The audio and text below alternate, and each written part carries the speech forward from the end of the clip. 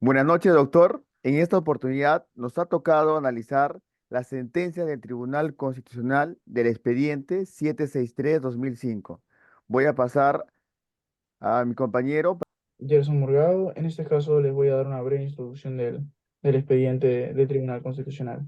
El caso llega al Tribunal Constitucional del Perú involucrando a Inversiones La Carreta S.A. y a Luciano López Flores, quienes representan un recurso extraordinario contra una sentencia emitida por la Sala de Derecho Constitucional y Social de la Corte Suprema de Justicia de la República. En su demanda de amparo, los recurrentes alegan la violación de sus derechos constitucionales y específicamente en relación con el derecho de propiedad, la defensa y el libre ejercicio de la profesión. El origen de la disputa se remonta a una serie de acciones judiciales tomadas por el 58º Juzgado Civil de Lima, las cuales los recurrentes consideran que ponen en peligro sus derechos constitucionales en solicitud de amparo. Solicitan la nulidad de una resolución específica emitida por este juzgado y la emisión de una nueva resolución que garantice sus derechos constitucionales. La complejidad del caso radica en la interpretación de si las acciones judiciales son cuestionables y representan una amenaza real para los derechos constitucionales de los recurrentes, y si la resolución emitida por el juzgado constituye una violación de la tutela judicial efectiva y del libre ejercicio de la profesión de su abogado. Además, se plantea la cuestión de si la resolución judicial en cuestión es arbitraria y desproporcionada. En resumen, el caso presenta un conflicto entre dos derechos constitucionales de los recurrentes y las decisiones judiciales tomadas por el 58º Juzgado Civil de Lima, lo que requiere una evaluación cuidadosa por parte del Tribunal Constitucional para determinar si han vulnerado efectivamente estos derechos y si la resolución judicial impugnada debe ser anulada. Con esto le cedo el pase del uso de la palabra a mi compañera Nicole. Bueno, quien les habla, Nicole Tineo Pérez. Yo ahora les voy a hablar acerca de los antecedentes de esta casación. En agosto del 2003, los recurrentes presentaron una demanda de amparo contra el titular del 58º Juzgado Civil de Lima, llamado Juan Fidel Torres Tasso. Solicitaron la anulación de la resolución número 68 que fue emitida en el 8 de agosto del 2003 y solicitando una nueva resolución que respetara sus derechos constitucionales. El conflicto se originó cuando el juzgado notificó a la empresa recurrente Evinsa Contratistas Generales S.A. en lugar a la empresa real demandada en un proceso civil. Esto se debe a que las notificaciones estaban dirigidas a una dirección en donde la empresa no tenía realmente el domicilio que figuraba.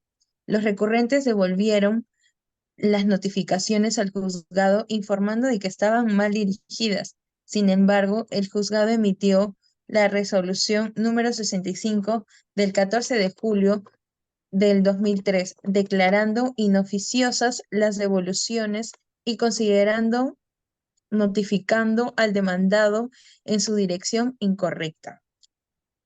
Los recurrentes argumentaron que esta situación los exponía en un peligro inminente de enfrentar un embargo o un proceso en el cual ellos no eran parte. Los recurrentes siguieron intentando corregir el error presentado, más escritos al juzgados para informar sobre su verdadera dirección y situación legal, incluso informando que la empresa demandada había sido o estaba dada de baja por SUNAT. A pesar de los intentos de corrección, el juzgado emitió la resolución número 68, emitida el 8 de agosto del 2003, que no solo desestimaba sus escritos, sino que los amenazaba con multas si seguían presentándolos.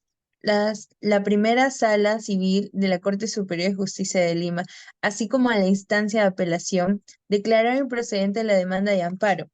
Argumentaron que cuestionaba la discreción judicial del magistrado, que no es revisable en sede constitucional. Ahora le voy a dar pase a mi compañera. Bueno, Soy Daniela Gomeli y continúo con los fundamentos. Como primer fundamento, consideramos que la demanda busca invalidar una resolución anterior y solicitar una nueva que no amenace el derecho constitucional de propiedad de la empresa recurrente y permita la presentación de escritos ante el juzgado para salvaguardar su patrimonio y el ejercicio profesional de su abogado.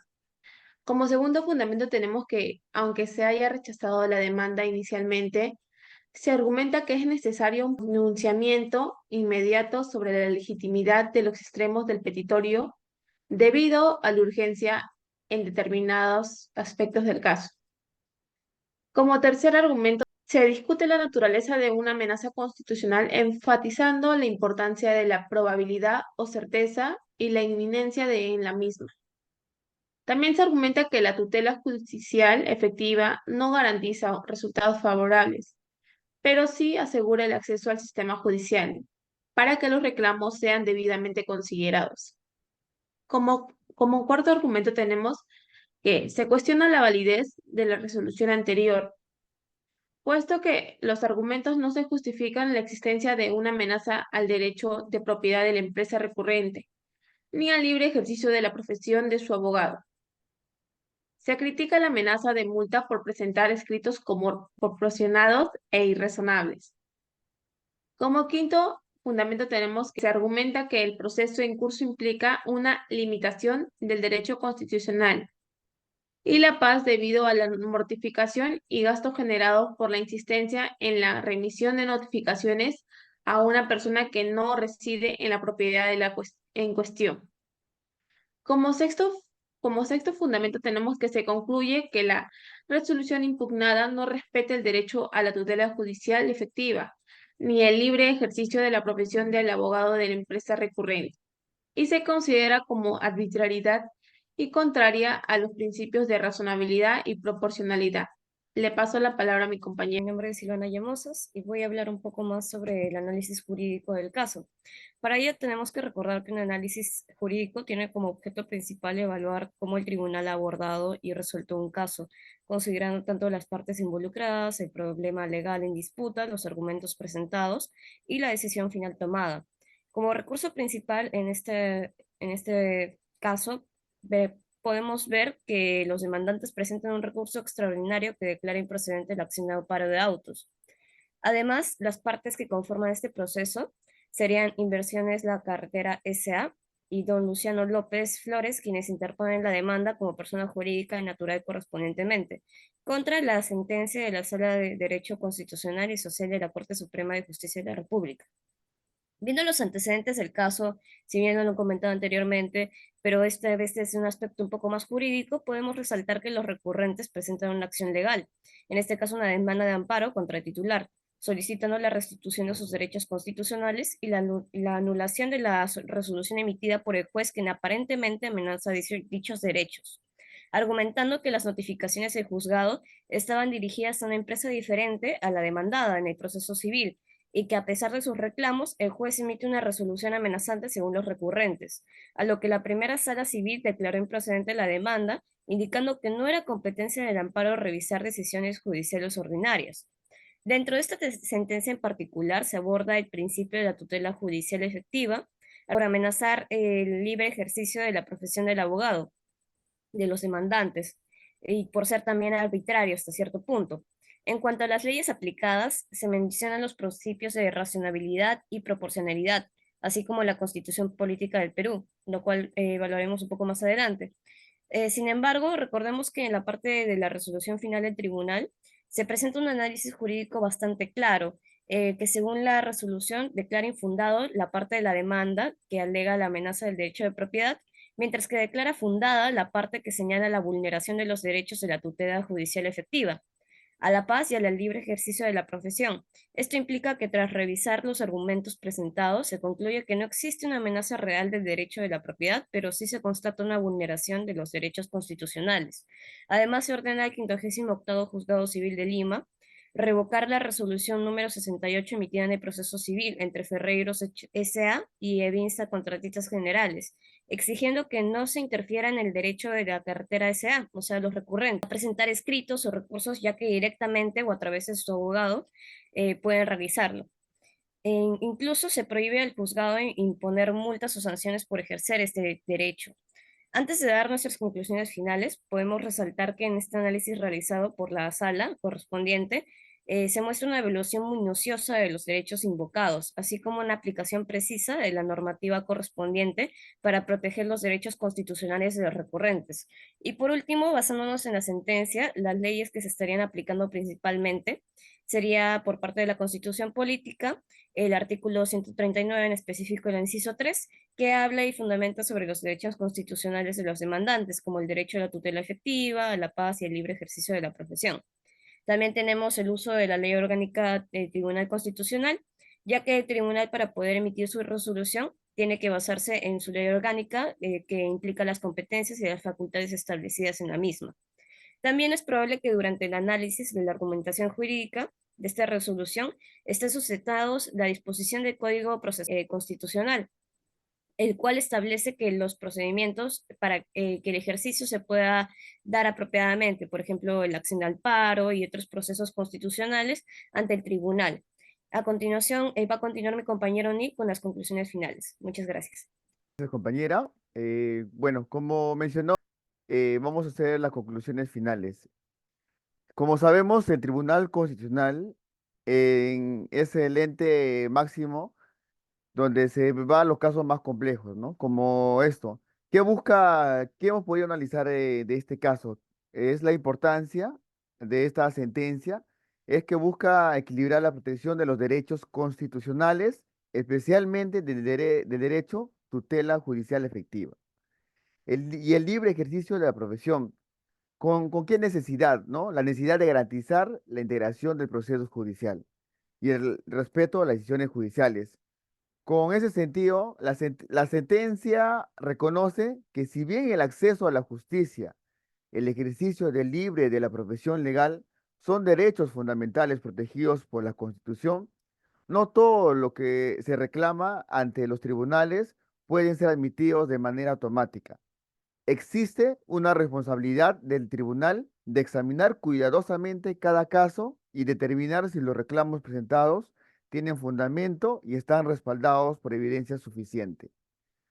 Además, la sentencia subraya la importancia de evitar de las decisiones judiciales limitan injustificadamente el acceso a la justicia y el ejercicio de la profesión legal. Se destaca que las resoluciones judiciales deben ser razonables, proporcionales y respetuosos, ¿no? Respetuosos de los derechos fundamentales de todas las partes que involucran. Desde una perspectiva jurisprudencial, la conclusión del Tribunal Constitucional, en este caso, refleja la aplicación de los principios como el de la proporcionalidad, que exige que las restricciones impuestas por las autoridades judiciales sean proporcionales al objetivo que es perseguido y no que vaya más allá de de la necesidad, de lo necesario de que se pueda alcanzar dicho objetivo. Asimismo, se evidencia una interpretación amplia y garantista de derechos a la tutela judicial efectiva, reconociendo que este derecho no solo implica el acceso a los tribunales, sino también la posibilidad de presentar reclamaciones y ser escuchados de manera justa y equitativa. En cuanto a la jurisprudencia de la sentencia del Tribunal Constitucional Peruano, el número 002/2019, nos da un precedente muy claro y establece que la tutela judicial efectiva explica el acceso a la justicia y la posibilidad de obtener una decisión judicial fundamentada. Y que también, lo más importante, que sea motivada, ya que esto ayuda a que tenga pruebas para que se pueda desarrollar efectivamente el caso, ¿no? Asimismo, la jurisprudencia de la Corte Superior de Justicia del Perú destaca la importancia de respetar los derechos fundamentales de las partes involucradas en un proceso judicial. En resumen, la sentencia del expediente 763/2005 destaca la importancia de proteger la tutela judicial efectiva y el respeto al debido proceso en el sistema judicial. Sin embargo, es fundamental que estas decisiones judiciales sean proporcionadas, que respeten los derechos fundamentales de todas las partes que sean involucradas. Gracias. Mm, Ya, a ver.